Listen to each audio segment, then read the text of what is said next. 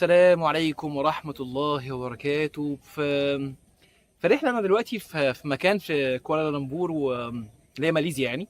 وفي مكان اسمه بيرد بارك. المكان كله طيور وطيور عجيبة جدا سبحان الله، وهي بتطير حوالينا.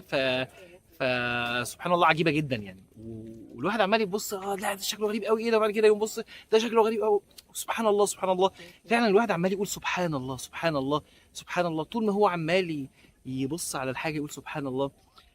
تذكرت أكتر من حاجة بصراحة. يمكن تذكرت أهل الجنة أنهم يلهمون التسبيح، يفضلوا يقولوا سبحان الله سبحان الله سبحان الله في الجنة يعني. بس كان احنا هنا في هذه القطعة الجميلة جدا من الأرض، النباتات والتباين الرهيب، وسبحان الله كمان الطيور وخلق الله عز وجل.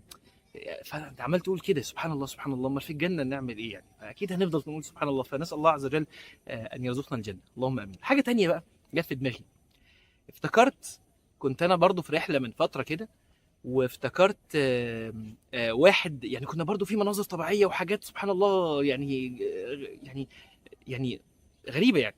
فلما شفتها فعلا قلت سبحان الله، هذا خلق الله فاروني ماذا خلق الذين من دونه. فأم حد قام يعني ذكر اللي هي ايه ده يعني. انا عايز افكر. هو قال كلمه عجبتني جدا، قال لك هم يعني الملحدين دول مثلا، يعني مش هقول لك ما ذاكروش ما فكروش، لا لا لا، ما طلعوش رحلات يعني. يعني لو واحد ملحد، طب اطلع رحله يعني. بص كده هتلاقي لا يعني مستحيل يكون ما فيش اله يعني. الله عز وجل يعني هو الذي خلق هذه الاشياء دي. مستحيل بهذا التباين يعني. بص فين اللي ورايا ده؟ تمام يعني ما ينفعش يكون يعني. مين يعني؟ التباين غريب جدا سبحان الله. ف في اله الله عز وجل، هو الذي خلق هذه الاشياء، هذه السماء، هذه الارض، هذه الكائنات، البشر، اللغات، كل هذه الامور الله عز وجل هو اللي خلقها. فكل الحاجات دي تزود يقين الانسان، يقين شديد جدا جدا بوجود الله عز وجل ومراقبه الله عز وجل والجزاء.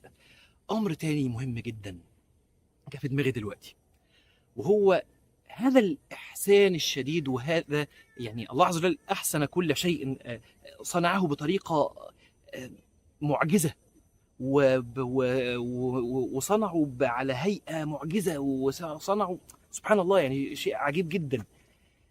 وممكن تبص كده تقول طب دي هتاكل ازاي وهي كده؟ لا دي بتاكل كده. ودي هتعمل ازاي وهي لا دي هتعمل كده؟ ودي هتبات ازاي؟ لا دي. والله انا قاعد وانا ببص كده، حتى النباتات دي طلعت ازاي من كل حاجة. لو سلمتها لله عز وجل هيبقى لها حل. كل حاجة لو سلمتها لله عز وجل هيبقى لها مخرج. كل حاجة لو توكلت فيها على الله عز وجل هيبان قدامك الطريق الصحيح. ومن يتق الله يجعل له مخرجا. الله عز وجل هو الذي يدبر الأمور، هو الذي يخلق كل شيء. الله عز وجل هو لو توكلت عليه الدنيا تبقى سهلة. بس احنا فعلا لما بنتوكل على الضعيف اللي هو نفسنا ما بنعرفش نوصل لحاجه. انما ومن يتوكل على الله فهو حسبه. نسال الله عز وجل ان يجعلنا من اهل الجنه.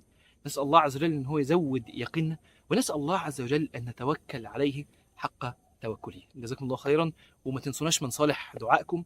ويا رب يرزقنا الهدايه والصلاح والفلاح، ويعدينا من الدنيا دي على خير، ويسكننا الجنه. اللهم امين. السلام عليكم ورحمه الله وبركاته.